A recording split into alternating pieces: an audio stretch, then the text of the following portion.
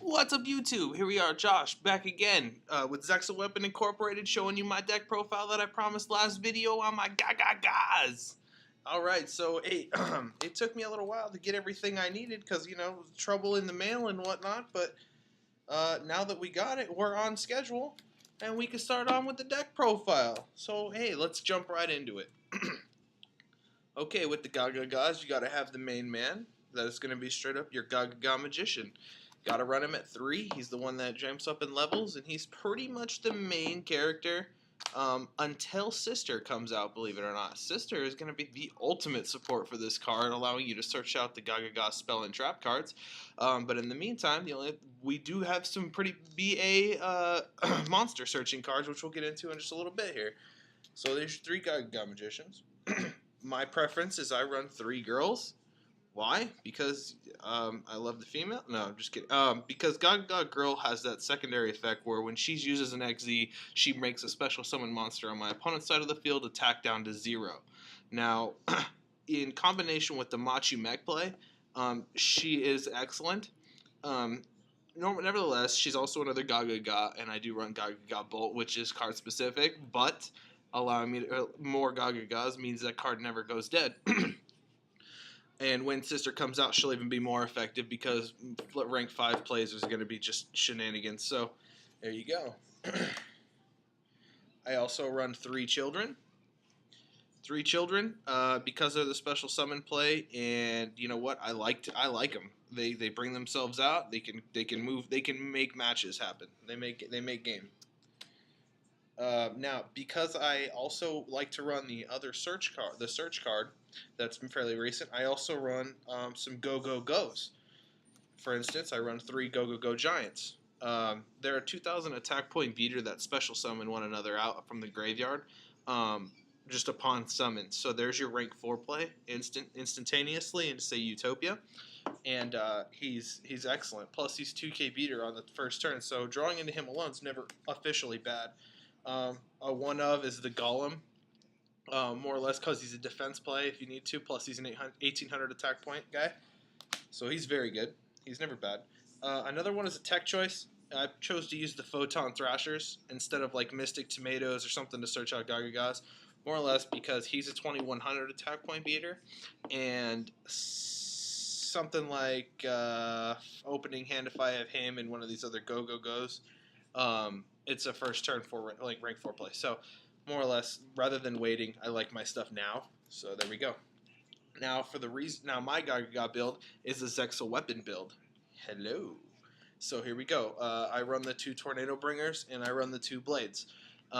Because I want my Utopia out, and my first turn play is usually going to be towards my Leo arms, and I want to bust him out and search one of these guys out. Why? Because A, that deck thins, and B, it sets you up for ultimate Utopia shenanigans. So that's it for the monsters. Let's get into the spells. And the first one is the exact searcher that I keep referring to, and I pronounce this card as Onomatopoeia, and it allows you to search out one Gagaga or one of the or up to 2 monsters of the 4 choices, which is Zubaba, Gagaga, Go-Go-Go, and Dododo. So more or less, you have to pitch a card to activate this card as a cost. So you play this card, you pitch the giant, you search out a giant, and you search out any of the Gagagas that you need. So it's going to give you maximum effectiveness because the next time you play a Go-Go-Go giant, you are going to get the other one back that you had to pitch to activate this card in the first place, making this card many uses again. And it also it's going to get you set up with the Gagaga play if you didn't have it first turn. It's an excellent card. It is so fast. It is so awesome. It is Onomatopoeia. Next card I play is 2 Gagaga Revenge. Why? Because it's the premature burial of the deck. I'm considering running this at 3. I'm still kind of deck testing this deck, but as far as right now, as far as DN goes, and as far as just overall unclogginess goes, 2 has been a good number for most cards that you don't know, and this is what I've gone with. Everybody knows Gagaga Revenge, so there we go. The next one is my removal card. 2 bolts. It's my MST. It's my Screw Your Monster card. It's my Tough Situation Getter Outer card. and it's just an excellent card. I love it. It's just once again, it's a many choice card. It gives you more options. I also run a rank up play, so I do play 2 rank up Magic Quick Chaos for win conditions. Basically, this is basically just a win condition and or Silent Honor Art play against a fully loaded field. This can get you out of tight situations, and this can win a game for you. This card is phenomenal, and I thank Konami every single day that they came out with this card. The next one is the other search card, which has been out, but I mean, it needs more recognition, and that is the Gagaga Academy Emergency Network. This card makes the girl plays very easy. You use this card. I mean, if you have no monsters in the field and your opponent has a monster, you can search out a Gagaga monster from your deck and special summon it. The condition is that you cannot special summon except for XZ summon for the rest of the turn. So, but opening up with this, you get your magician, you target changes level, you go girl, you make your play, you make a special summon happen, kaboom. That's just a great late game recovery or early game shenanigans. My last ones are one ofs, and that is one Utopia Buster as a tech card and a instant fusion. Utopia Buster. Not a lot of people play this deck card nor utilize it. However, it does not target, and used correctly, can be a win condition. It's phenomenal. If you control a face-up Utopia monster, destroy the one face-out monster your opponent controls that has the lowest attack, your choice if tied, and if you do, inflict damage to your opponent equal to the destroyed monster's attack on the field. Ha! So, if you are playing in a mirror match against another Utopia, if you manage to get past the Lightning Blade, and Utopia on the field is still there, that's going to be a win condition card alone. You're going to be able to stop that, and you're going to hit them for, if Leo Arms and Tornado Bringer are attached to him, that's an extra 43 on top of his 25, which is 68, I think. Yeah, I think it's 68. 50, 60, yeah, 68. 6,800 damage with one card and just a plain Utopia on the field, and it's going to remove it from the field. Then you can go ahead and swing. Excellent freaking card against the mirror match. Good against most cards, more or less. You can also play rank up Quick Chaos into Ray V effect in main phase 2 to pop the one monster you choose, and then you drop this card to pop another monster. This gets around Beals. It gets around quite a bit. This is such a great tech card as far as for removal goes. It's arguably my most favorite tech card choice there is in the game, and it is Utopia specific, which makes it that much more badass. Instant Fusion gives me another monster option if I got stuck with, say, this card, Photon Thrasher or a Go, and don't have a play. I run one level 5 and one level 4 fusion monster in the extra deck so that I have options whether or not I'm going to go into a Leo Arms and or go into a Utop or anything else that I need. Other than that, this card can be a game saver or a game starter. Excellent. And I only run it at 1 because I'm only planning on using it once anyways. Now the trap cards is where I believe a lot of the FU power comes from. Other than the fact that you're going to stun somebody, basically, when you drop an 8,000 attack point Utopia on the field, you're going to need more support cards than you think to help that on the field and make it stay there to a point where it's going to aggravate the opponent so hard. So the first one of these aggravating cards that I'm going to introduce you to is the number wall at ×2. And that is if a number monster... If you activate only if you control a number monster. Number monsters in the field cannot be destroyed by card effects and cannot be destroyed by battle except with another number monster. When a number monster you control is destroyed, destroy this card, or if it gets MST'd or something along those lines. Even wiretap could be stuff this, I guess. Talk about evasion of Dark Hole. Talk about evasion of Lightning Vortex or whatever it's called. Anything that's field wipeage, boom, you've instantly shut that down because number well stops that from being a factor. Mirror Force, no longer a problem when this card's on the field. And it just stops everything that would have triggered Lightning Blade's effect from protecting Utopia. They now have to get around this as well. Awesome. Awesome card. Next one here is what I play. It's called XZ's Block. When your opponent activates a monster effect, detach one Xyz material from a monster you control, negate that activation, and if you do, destroy that monster. Talk about counter traps up the friggin' yin yang. So number one is a continuous. This is a counter trap. This is a win condition in itself. It will stop your opponent from being able to pull off something, maybe an arc play before you were able to bust out with the Tornado Bringer. And it's just such an awesome card. I've ran this card in every single one of my Utopia builds, along with Number Walls, because he's number 39 Utopia, and he needs to be unstoppable. Next one is Xyz Reflect times 2. Why? Because once again, you need more cards that are going to protect that Utopia on the field, and this card is great for when you do not have weapons attached to him. It's when a spell card, trap card, or effect monster's effect is activated that targets a face-up Xyz monster or monsters on the field. Negate the activation, destroy it, and then inflict 800 damage to your opponent. Okay, so other than the fact that it just shut down everything, it also burns for 800. It's not a lot. It's not super great, but it just countered everything that was going to stop Utopia. Awesome card.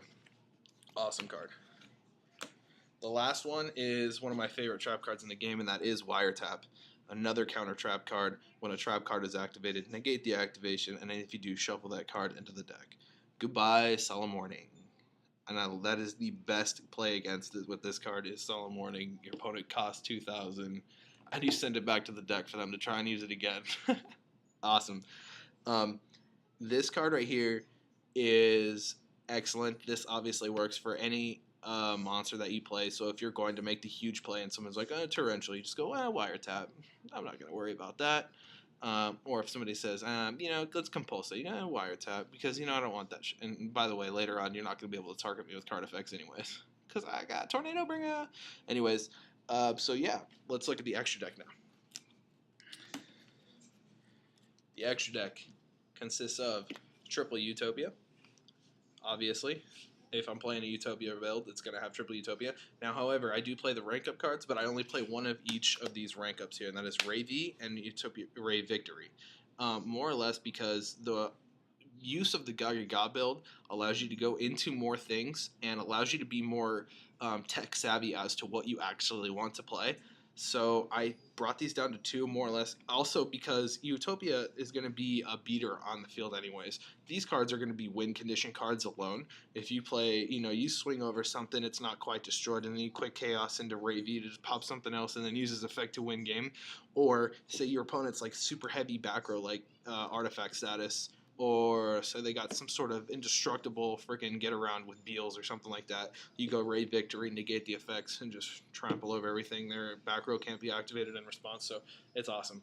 Next, you have to play double Leo Arms. He's the weapon searcher for the deck. He's easy to bring out so hard. Like he is awesome. He can also attack too. Nobody remembers that he can attack. He just can't attack directly. So if you happen to shut something down before it starts going off, hey, that's the way to go right there. The next one is the Silent Honor Arc, Silent Honor Dark. Why? Because we're playing Quick Chaos once again. It's that field. It's the take back the field. You're gonna have a lot of chances to go into rank 4s, and it's all about whether or not you got the Quick Chaos cards. If you do, hell yeah, because now we're gonna go crazy. The next one I'm playing is the Ragna Zero, Ragnafinity combination. Ragna Zero and Ragnafinity.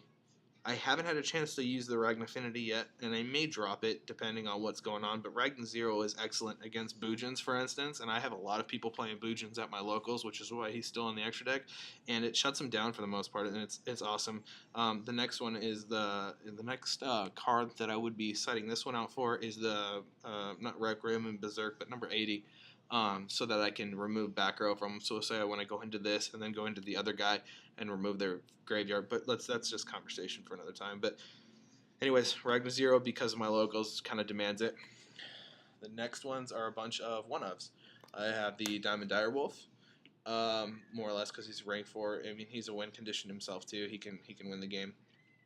And a card that is supposed to be Divine Dragon Knight Felgrand, and of course right now it is Photon Strike Bouncer, because despite the fact that despite the fact that he's not as good as he used to be, he's still as good as he used to be. It doesn't make any sense, but there's a fact behind it. He negates effects and he burdens 1,000 to your opponent. Um, he can be substantially better than anybody thinks. Besides that, you can make a Utopia one turn and then let your opponent try and set up, and then you open up, and then you bring out the strike bouncer and say, "Okay, go." And let them try to get effects up, and you just negate 1,000, pop, pop, you're good to go. My last two are my level 4, level 5, Dark Fire Dragon, Flame Swordsman for my 1 instant fusion target.